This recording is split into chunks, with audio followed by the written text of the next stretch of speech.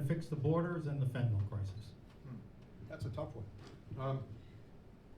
Fentanyl, made by China, coming through Mexico, killed 100,000 U.S. citizens last year. The numbers are like, when you say a growth industry, killing U.S. citizens with fentanyl is the biggest growth industry in America, it looks like. And by the way, my understanding, and again, I don't drink, I don't smoke, never had any of this stuff myself, my kids don't do it. People are actually taking pills that look like prescription pills and dying. Now it's being made by Mexican cartels who seemingly are putting things out in, instead of nanograms, putting them out in grams, which are killing people.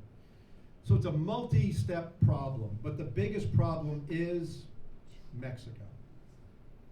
I've been, as you all maybe know this back when I was mayor, but I actually went across the border, not like looking at the border waving for an hour. I went across the border, right, into Altar, Mexico, and watched a scene that still haunts me. The whole town of Altar, Mexico is nothing but Chrysler minivans that are really old. And people get off. I saw a pregnant lady get off with a kid. I was with a Catholic priest, and she was starting to walk. She had no money to get a coyote to take across the border. Pregnant lady, 30 miles south of the border, just starting to walk toward the border. This is horrific. I saw an Asian girl unprotected in a car, and I mean, there's a lot of women here, but we knew what was going to happen to her at the border that night. It happens every night. She was an unprotected individual. I was told by Dr. Robin Hoover to look down and don't look up, and I didn't, because people with machine guns were driving this way. I watched Mexican policemen give out little handouts to people saying, you know, here's how you get across the border. Not stopping them, right? So the whole relationship with Mexico has to change. We are blessed in America. We don't know what it's like to live in Ukraine, right? They're every bit a human being as we are, right? But we live with the best geography in the world. 2 giant oceans, basically our cousins to the north, right? I mean, kind of like, you know, pretty close. And then we have this Mexican problem, which can be solved if we make Mexico stop it.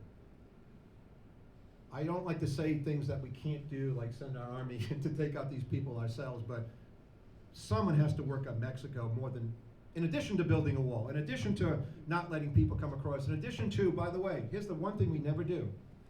When was the last time you saw a CEO of any company be arrested for hiring illegal aliens and thrown in jail? My Justice Department, I'll give you this one promise. I've never said this before, but I'll say it to you now. We will never settle a white-collar crime case. J.P. Morgan, if I'm president, will never settle 35% of their pre-tax profits from 2010 to 2015. They settle as if, yeah, we'll just give you 200 million U.S. government, but don't touch Jamie Dimon. We're going to put people in jail. We take a white-collar criminal case to court, and Glucksman runs it for me. We're never settling it.